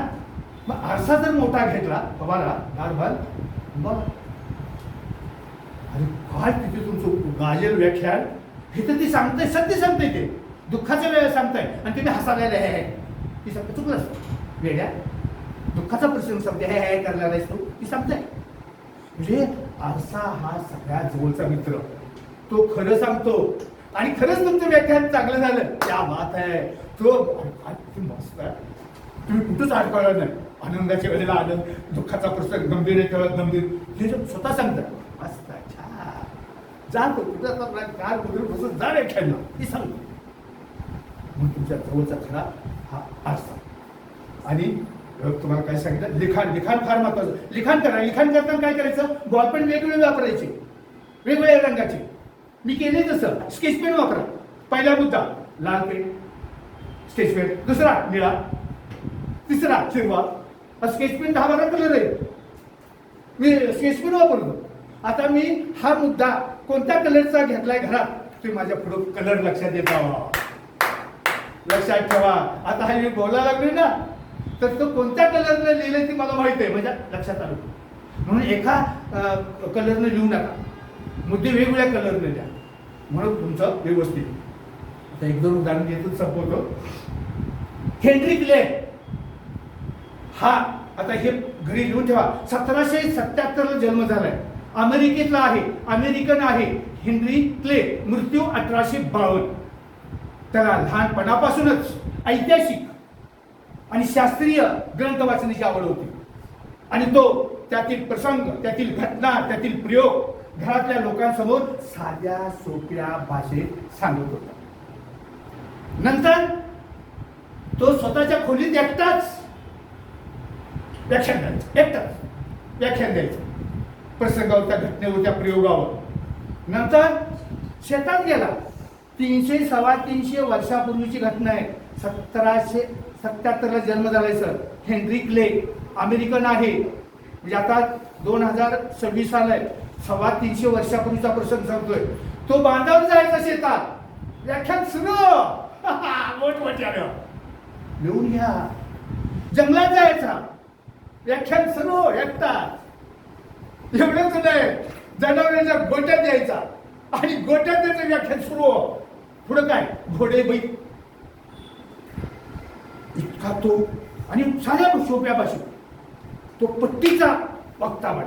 पट्टीचा वक्ता. लहानपणापासून आवड. लहानपणापासूनच माळावर जाऊन असं जंगलात जाऊन गोट्यात बडबडायचा पट्टीचा वक्ता आहे बनलेलं आहे. आणि तुम्हाला तो सांगतो म्हणजे आपणाला 350 वर्षापूर्वी एका माणसाने सांगितलं हेनरी क्लेनं की वक्तृत्व शैलीची दररोज उजळणी करा. काय म्हणतो 350 वर्षापूर्वी आपल्याला वक्तृत्व शैलीची दररोज उजळणी करा. त्याच्यात बदल करा. आणखी उद्या त्यात प्रोग्रेस करा. आणि आता सर्वात महत्वाचं त्याचं वाक्य घरी लिहून घ्या. तो काय म्हणतो? वक्तृत्वासारखी अचाट शक्ती. वक्तृत्वासारखी अचाट शक्ती या जगात दुसरी नाही. क्या बात है. 350 वर्षापूर्वी बोललाय वक्तृत्वासारखी अचाट शक्ती या जगात दुसरी नाही. अहो वक्तृत्वामुळं अख्खं 850 कोटी जनता आपण एकत्र करू शकतो. वक्तृत्वाने म्हणजे आपला भारतच नाही, 850 कोटी 240 देश आहेत. ती जर त्याच्या आपल्यात हिंमत असेल तर आपल्या वक्तृत्वानं 850 कोटी जनता एकत्र करू शकते. एवढी ताकद असते. दुसरी कशातच ताकद नाही असं तो सांगतो. आणि निक ह्युजिकिक 14 डिसेंबर 10 मिनिटांचा बोलतो. 14 डिसेंबर 1982 रोजी त्याचा जन्म झाला. जन्मताच त्याला हातपाय नाही. निक ह्युजिकिक ऑस्ट्रेलियातील आहे. निक ह्युजिकिक. आई वडिलांना टेन्शन आलं. मुलाला जन्मताच हातपाय नाही. टेन्शन आलं. ते दुःखी झाले, निराश झाले. त्यांचं दुःख शब्दात सांगण्यासारखं नाही. जणू काय त्यांच्या अंगावर वीजच कोसळली असं त्यांना वाटलं. आणि वयाच्या 8 वर्ष असताना निक ह्युजिकिक ऑस्ट्रेलिया येथे विष घेण्याचा प्रयत्न केला. आत्महत्या करण्याचा प्रयत्न केला. नंतर आईनं एक वर्तमानपत्र वाचायचं. त्या वर्तमानपत्रात एका अपंग व्यक्तीची जाहिरात होती, बातमी होती. ती अपंग व्यक्ती जगण्यासाठी संघर्ष करत होती, प्रयत्न करत होती, हातपाय हलवत होती, धडपडत होती. ती निकनं ह्युजिकिकनं ऐकली. बस हीच बातमी त्याच्या जीवनात टर्निंग पॉईंट ठरली. हीच बातमी त्याच्या जीवनात घरातली मिळाली. ह्या बातमीनं काय केलं पा, हातपाय नाही, अजून जिवंत आहे. अजून तो मुलगा जिवंत आहे, हातपाय नाही. हे शाळेत प्रवेश घेतला, ग्रॅज्युएट झाला. चर्चमध्ये वयाच्या 17व्या वर्षी व्याख्यान देऊ लागला. आणि उत्तम वक्ता, खरडा वक्ता, ओजस्वी वक्ता, तेजस्वी वक्ता तो बनलेला आहे. काय प्रेरणादायी वक्ता बनलेले. त्यांनी 24 देशामध्ये व्याख्यान दिलेले. हातपाय नाही, अजून त्याचा फोटो आहे, येतो टीव्हीवर. हातपाय नाही आणि 24 देशांमध्ये व्याख्यान दिलेले. 31 लाख लोकांसमोर व्याख्यान दिलेले. त्याला ऍक्टिंगचा अवॉर्ड मिळालेले. त्याला हातपाय नाही, व्हॉलीबॉल खेळतो, फुटबॉल खेळतो, पाण्यात उड्या मारतो, पाण्यात पोहतो, स्वतःच्या बंगल्यात राहतो, स्वतःची कामं स्वतःच करतो. कोणावरही अवलंबून नाही. कशाच्या जोरावर? संघर्षाच्या जोरावर, प्रयत्नाच्या जोरावर, चिकाटीच्या जोरावर निक ह्युजिकिक उत्तम वक्ता, खरडा वक्ता, पट्टीचा वक्ता निर्माण झालेले. लक्षात ठेवा. आता तुम्ही काय करा, तुम्ही नकारात्मक विचार करू नका. जे नकारात्मक विचार करतात त्यांच्यापासून दूर जा. जे सकारात्मक विचार करतात त्यांच्या जवळ जा. तुम्ही यशस्वी होणारच. आपणाला जर अल्लाने, ईश्वरनं, गॉडनं, निसर्गानं हातपाय दिलेले, आपण का उत्तम वक्ता होणार नाही? फक्त जिद्द ठेवा. लक्षात ठेवा. लास्ट अँड बेस्ट ग्रीसमधली डेमोस्थेनी लहानपणापासून त्याची इच्छा होती. सर एकच आता होता, लहानपणापासून एक त्याची इच्छा होती, मी उत्तम वक्ता व्हावं, चांगलं वक्ता व्हावं. बरं का? त्या याची एकच घटना सांगतो. आणि उत्तम वक्ता व्हावं त्याची इच्छा होती. परंतु वक्ता होण्यासाठी त्याच्याकडे गुण नव्हते. डोळे साहेब, त्याच्याकडे गुण नव्हते, त्याच्याकडे दोषच होते. ग्रीसमधलं आहे डेमोस्थेनीस. मग काय करायचा? गुण तर नाही, त्याच्याकडे 3 दोष होते. तेवढे ऐका, वहीत लिहून घ्या. पहिला दोष, तो बोबडा बोलायचा आणि उत्तम वक्ता व्हायला निघाला. बोबडा बोलायचा, उत्तम वक्ता व्हायला निघाले. दमा होता दुसरा दोष. आणि तिसरा दोष बोलताना तो खांदे उडवायचा. खांदे उडवायचा. ही 3 दोष. गुण तर नाहीच, पण जिद्द जबरदस्त. मी उत्तम वक्ता होणारच, मी फरडा वक्ता होणारच. काय केलं पा, माळावर गेला. पहिला दोष कसा काढला पा, माळावर गेला, गोट्या ठेवल्या शाडूच्या आणि मोठमोठ्या माळावर ओरडा लागला. दररोज सराव, दररोज प्रॅक्टिस, दररोज रिअल. त्याची जीव हलकी बनली, वळणदार बनली, शुद्ध बोलू लागला, स्पष्ट बोलू लागला. बघा, एक दोष घालवला. आता दुसरा दोष सांगा. दुसरा दोष कोणता आहे? मी सांगितलं ना ती. दुसरा कोणता आहे? नाही, त्याच्या अगोदर दमा. एक तुम्ही बडबडल्यानं बोबडा आवाज घालवला, मस्त केला. आता दमा. काय करायचं? त्याच्या घरासमोर ना पाठीमाग टेकडी होती. व्यायामाला शोभा. दररोज एक दिवस तिकडून चढायचा, उतरायचा, चढायचा, उतरायचा, चढायचा, उतरायचा. त्याची खूपशी कार्यक्षम झाली. दमा पळून गेला. तिसरा दोष दादा, तिसरा दोष खांदे उडवायचा. आता त्याने काय केलं बघा, असं खांदे उडवायचा. जिद्द होती, उत्तम वक्ता बनणार, प्रेरणादायी वक्ता बनणार. आड्याला 2 तलवारी टाकल्या, उलट्या उलट्या टाकल्या. आणि त्या तलवारी टोकं खांद्याला टच होत. दररोज त्या उभा राहायचं त्याच्या तलवारी खाली. जर बोलत असताना, भाषण करीत असताना खांदा उडवलाच, टोचायचं, बोचायचं, जखम व्हायची, रक्त यायचं. दररोज प्रॅक्टिस, दररोज रिया, दररोज सराव. नंतर त्यांच्या लक्षात आलं, आता जर खांदा उडवला तो सुकलेली जखम सगळे चिगळे, रक्त येईल, पुराणी ओली होईल. त्याच्या लक्षात आलं, काही दिवस झालं त्याची खांदे उडवण्याची सवय गेली. 3 दोष घालवले. जिद्द काय होती? मी उत्तम वक्ता होणार. अनेक पुस्तकं वाचली, अनेक ग्रंथ वाचले, टिपणं काढली, अनेक विषयावर चिंतन मनन केलं. आणि एकांतात मी मग सांगितलं तसं खोली त्यांनी जबरदस्त प्रॅक्टिस केलं. आणि जगात तो प्रेरणादायी वक्ता बनला, ओजस्वी वक्ता बनला, तेजस्वी वक्ता बनला, फरडा वक्ता बनला. ज्यांचे वक्तृत्व सुंदर आहे ते जीवनात यशस्वी होतातच. उदाहरण, पु ल देशपांडे, प्र. यात्रे, प्रमोद महाजन, विलासराव देशमुख, हिंदुराजे सम्राट बाळासाहेब ठाकरे, शरदरावजी पवार. आता जरा प्रॉब्लेम येतो, पण उत्तम वक्ते येतात, जरा इथे प्रॉब्लेम आहे. नरेंद्र मोदी, देवेंद्र फडणवीस, राज ठाकरे, आर. पाटील, इंदिरा गांधी, अटल बिहारी वाजपेयी, यशवंतराव चव्हाण, डॉक्टर बाबासाहेब आंबेडकर, शिवाजीराव भोसले आणि उद्धवजी ठाकरे जीवनात यशस्वी झालेले आहेत. कारण त्यांचं वक्तृत्व सुंदर. ज्याचं वक्तृत्व सुंदर तो जीवनात यशस्वी होतो. माझ्या वाचनात आले, 100 माणसात एक शूर असतो, 100 माणसात एक शूर असतं, 1000 माणसात एक पंडित असतो, एक बुद्धिवंत असतो. आणि 10,000 माणसात 10,000 माणसात एक उत्तम वक्ता असतो, एक फरडा वक्ता असतो, एक तेजस्वी वक्ता असतो, एक ओजस्वी वक्ता असतो, एक पट्टीचा वक्ता असतो. आणि ते तुम्हाला म्हणायचं आहे. माझं व्याख्यान ऐकून घेतलं त्याबद्दल सर्वांचा मी आभारी आहे. 2 मिनिटं मला काय समस्या असेल विचारायचं. चालेल ना. हा, आता सरांनी सांगितलंय की माझं याचं संपवतो. आता तुमची काय शंका आहे?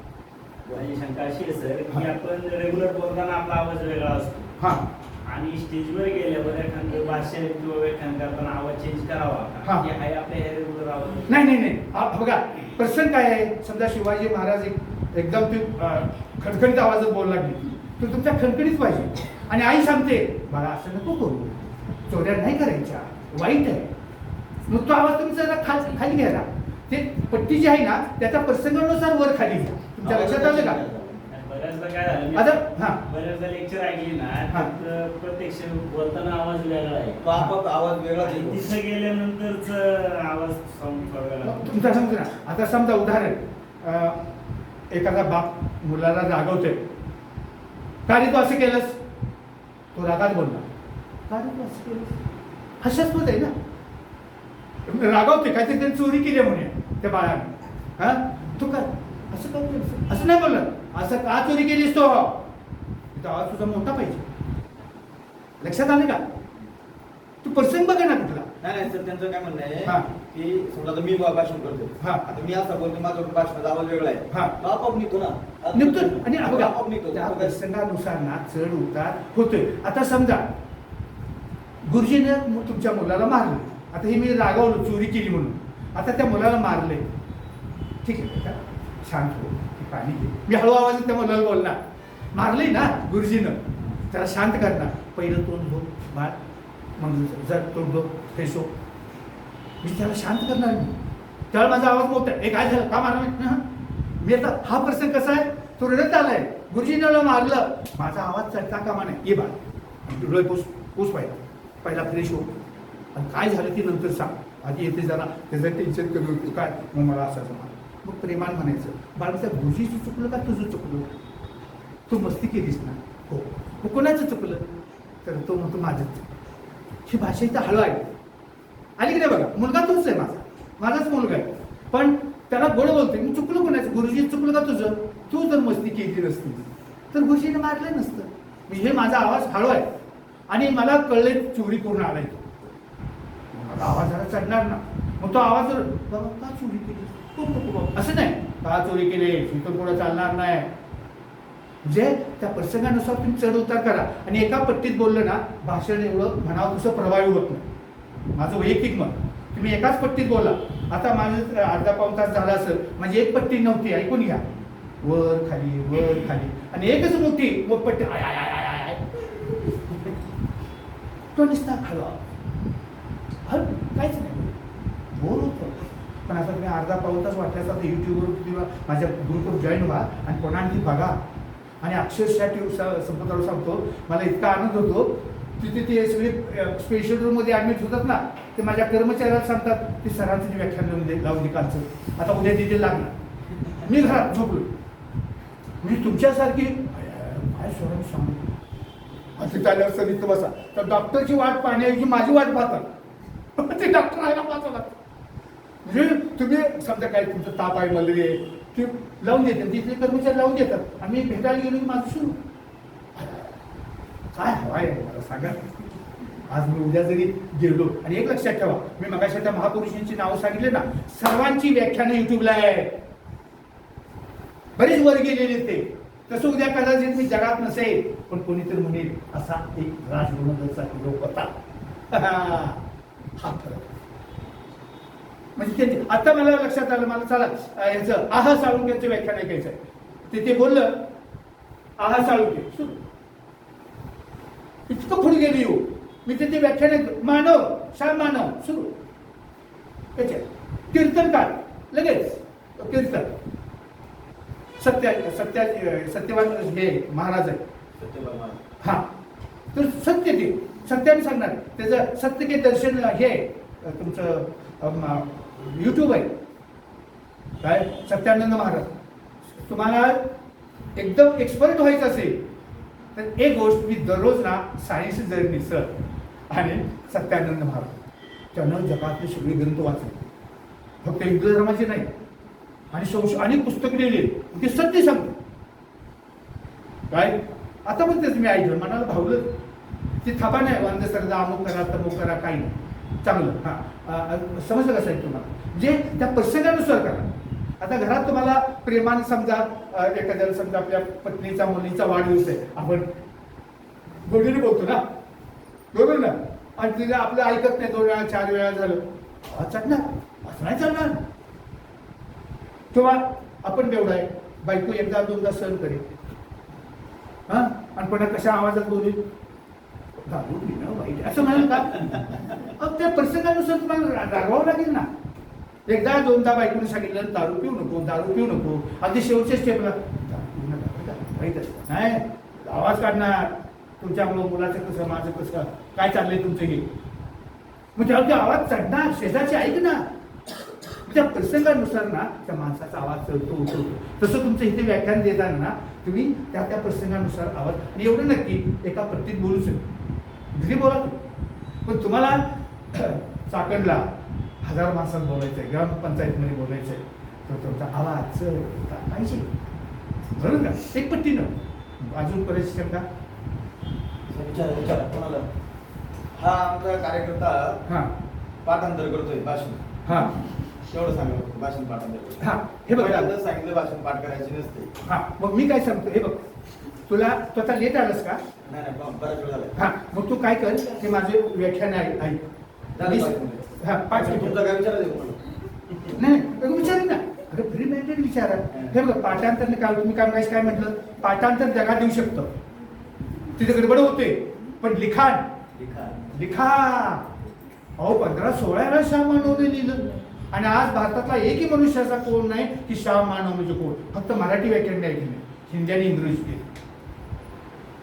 अक्षरशः सगळे मंत्री सुंत्री त्याला रामराम करतात सगळे ओळखतात त्याला तर्कवादी आहे, मानवतावादी आहे, माणसात देवता राष्ट्रवादी आहे तो राष्ट्रावर प्रेम करतो सगळ्याशी ओळख आहे सगळं म्हणते जुन्या नवीन तर असं तुम्ही काय करा की पाठात मी सुद्धा ही आता हळूहळू आलं नाही 13-14 विषय माझे आहेत ना साहेब हे तुला सांगतो मी मुंबईला ना तिकडे सर्व्हिसला होतो तिथे NSS कॅम्प द्यायचा NCC कॅम्प द्यायचा आणि मला प्रिन्सिपल सांगायचा सर तुम्ही जावा त्यांना माहिती होतं माझी जरा कला चांगली आहे मी म्हटलं माझे तास बोलता ह्या मॅडमला देते ना ह्या मॅडमला तुमचे तास देते ना तुम्ही जावा आपल्या शाळेचं नाव निघतं कसं पेपरात छापून येतं मुंबईमध्ये लाल बहादूर शास्त्री हायस्कूल कनिष्ठ महाविद्यालय मनोर हां आणि तिथे नाव माझं तुमचा फोटो माझा फोटो तो प्रिन्सिपल बनायचा झालं मग एक विषय झाला आता पुढच्या वेळेला कोणता विषय घ्यायचा असं करत करत दादा माझं वाचन वाढलं हे 14 विषय आता लगेच झाले नाही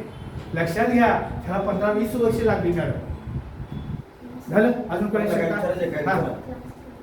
उत्तम वक्ता होण्यासाठी नेमकं कोणत्या पुस्तकांचा अभ्यास केला पाहिजे कोणती पुस्तक वाचली पाहिजे हा मग मी काय केलं मी लेट आले की माझं पुस्तक आहे उत्तम वक्ता होण्याचा मंत्र मी 6 पुस्तकं लिहिलेली तर हे ना एकच हे आहे ना हे यशस्वी चावी आहे ती तुम्हाला मी पुस्तक नंतर देईन निम्म्या किमतीनं आणि हे तुम्ही घेऊ शकता हां याची किंमत काहीतरी 200 असेल तर 100 रुपयाला हां 100 रुपयाला मिळेल आणि माझा नंबर घ्या अधूनमधून मला विचारा मी तुमचं सगळं प्रश्न सोडेल 6-7 पुस्तक आहे पण माझीच घ्या असं नाही वाचन वाचाल तर वाचा मी आयुष्यात टी व्ही बघत नाही सगळं वाचन आणि हे तर फक्त माझी व्याख्याने लावून देतो नातो आणि थोडं प्रगती काय करायची आता काल सांगितल्यावर नियोजन माझं तिथं सगळं आपल्या भारतात माझं व्याख्यान जाणार आहे परदेशात जाणार आहे हे एक निमित्त झालं संपतरावांचं संपतरावची काय 4-5 मिनिटं बोलली ते गेलं जरा आता माझं पण गेलं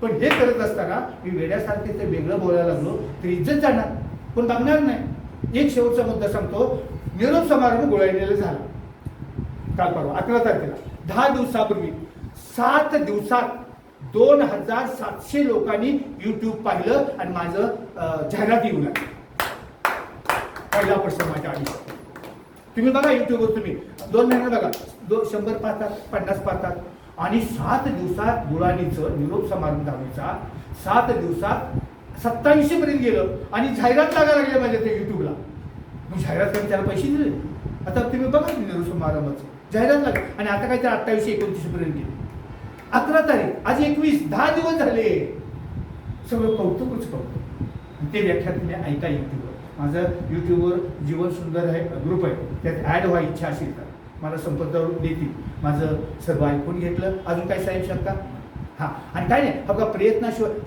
दुसरं एक वाक्य लिहून घ्या वक्तृत्व कला प्रयत्न साध्य आहे वक्तृत्व कला प्रयत्न साध्य आहे दैवी कला नाही दैवी कला नाही मी तयार केली संपतराव अभ्यास केला आहे म्हणून वक्तृत्व कला ही प्रयत्न साध्य कला दैवी कला नाही त्याचा बाप वक्ता होता म्हणून तुझं चुकीचं माझा वक्ता रोजच करायचं आणि जो वक्ता एक बाप त्या वर्गात वक्ता होतोच असं काही नाही ऐकून घेतलं त्याबद्दल सर्वांचा आभारी आहे जय हिंद जय महाराष्ट्र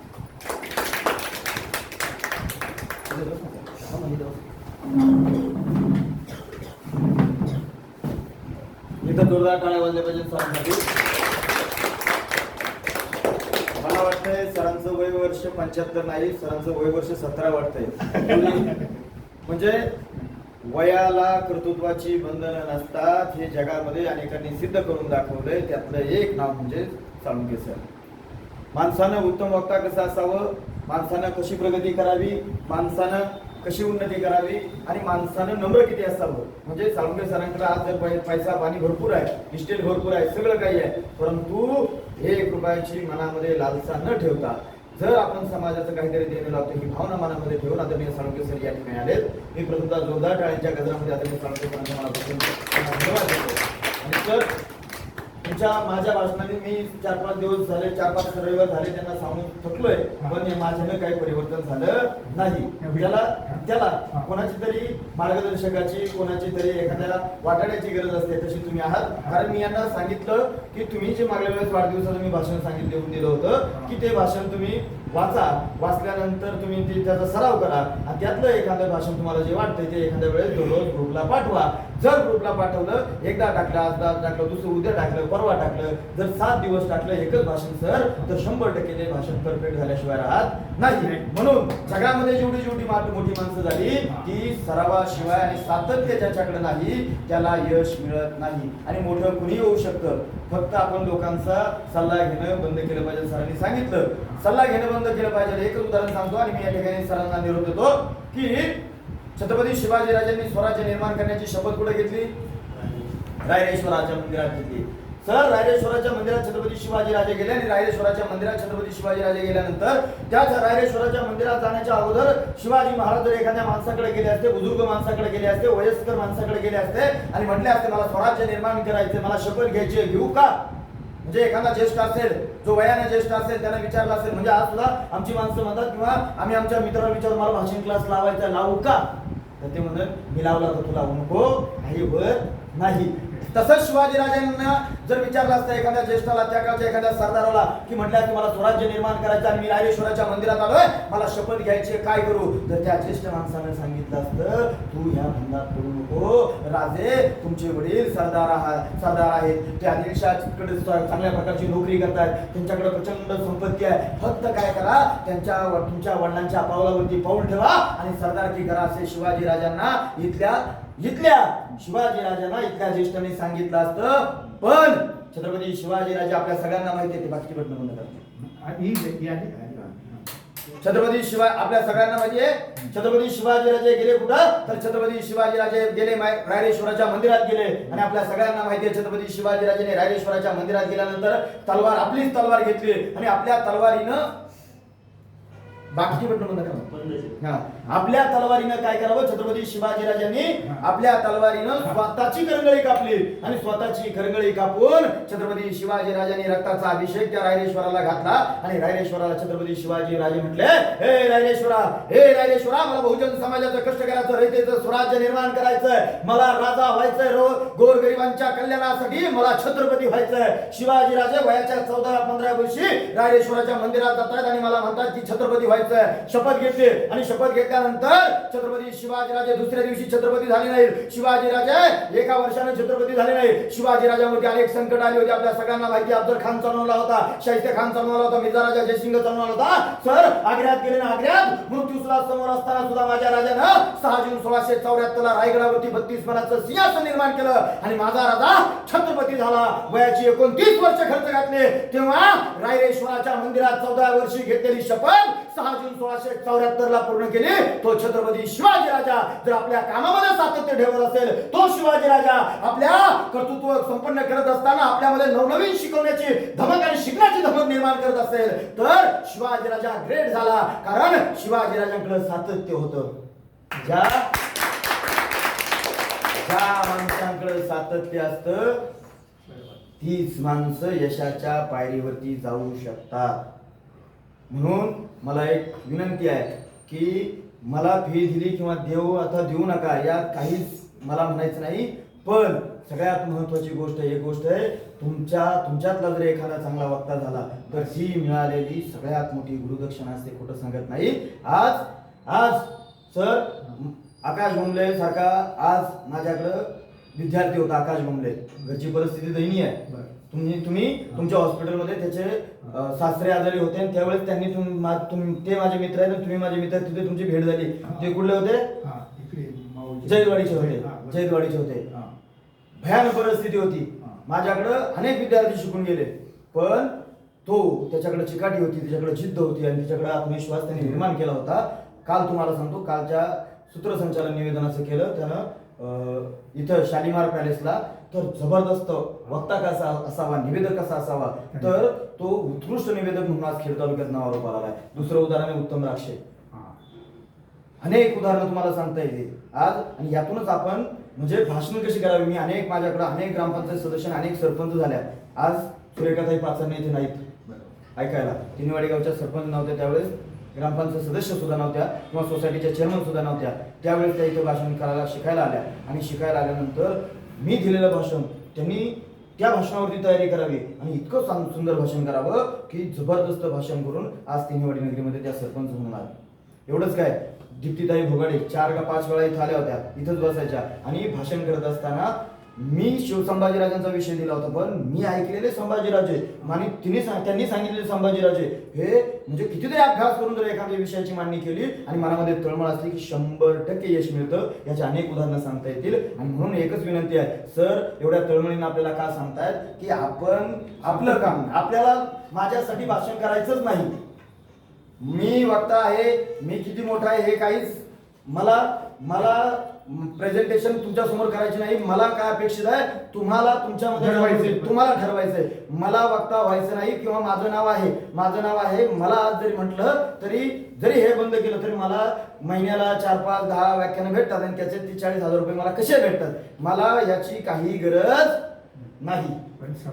पण एक समाधान आहे की आपल्यानंतर, आणि यातून माझा स्वार्थ काय आहे, स्वार्थाशिवाय सर परमार्थ कधीच होत नाही. स्वार्थ काय आहे, मी ज्यावेळेस सरांनी सांगितलं की उत्तम वक्ता व्हायचं असेल तर दररोज तुमची प्रॅक्टिस आणि सराव असणं गरजेचं आहे. मला आज व्याख्यान आहे, मला 19 तारखेला व्याख्यान झालं तर उद्या रविवारी मला उद्या कलेक्टर समोर व्याख्यान आहे, पण मधला काळ कुठे आहे, सरावाशिवाय प्रगती होत नाही. आणि म्हणून सरांनी सांगितलं, उत्तम वक्ताचं उदाहरण सांगितलं, आपण जिथं असाल, शेतात असू द्या, आपण जिथं कंपनीत असाल, आपण जिथं दुकानात असाल, तिथे तुम्हाला जरी मोठ्याने बोलता येत नसेल तरी नका बोलू, पण मनातल्या मनात तरी भाषणाची चिंतन तरी करायला हवं, प्रॅक्टिस करायला हवी. आणि सगळ्यात महत्वाचं म्हणजे दुसऱ्यासाठी आपल्याला भाषण शिकायचं नाही. आपण जर म्हणत असाल की सर मी म्हणत असेल की मला माझ्या वडिलांनी सांगितलं म्हणून भाषण करा, तर 100% मी यशस्वी वक्ता होऊ शकत नाही. आतून व्यवहार बोलतो मी, दुसरे तिसरे नाही व्यवहार बोलतो मी.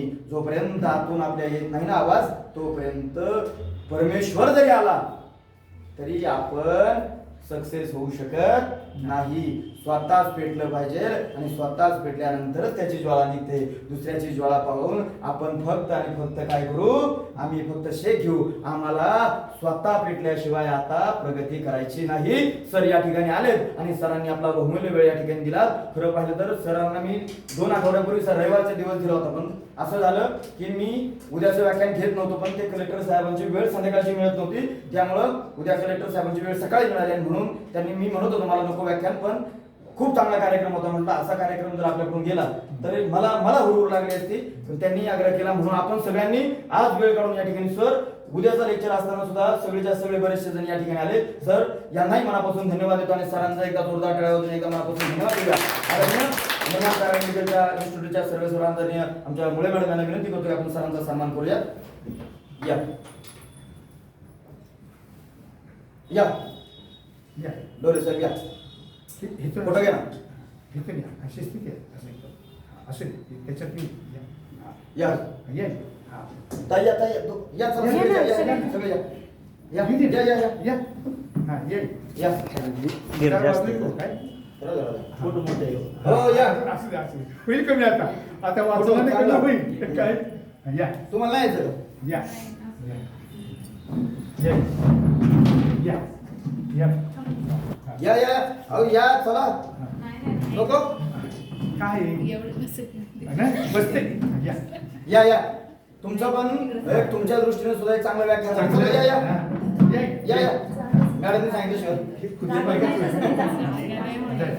तिकडे ठेव. बघा मागे चेहरे सगळ्यांची आली. साहेबराव तुम्ही पण या, संपतराव. हा बघा आली का? हा नाही आली का? ठीक सर्व टाळ्या वाजवा. या ठिकाणी उपस्थित उपस्थित आले सर आपल्या मनापासून धन्यवाद. आणि सगळ्यात महत्वाचं म्हणजे सरांनी आपल्यासाठी पुस्तकं आणलेली आहेत. ज्यांना आता समजा नसेल शक्य त्यांनी माझ्याकडे नंबर द्या आणि 50% दरामध्ये सर पुस्तकं देणार आहे.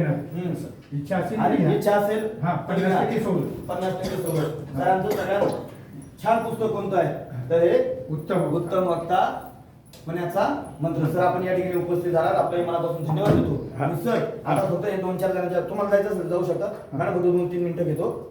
ज्यांची भाषण झाली तर ऐका सर. हे बंद करू का? हो तुम्हाला जायचंय का?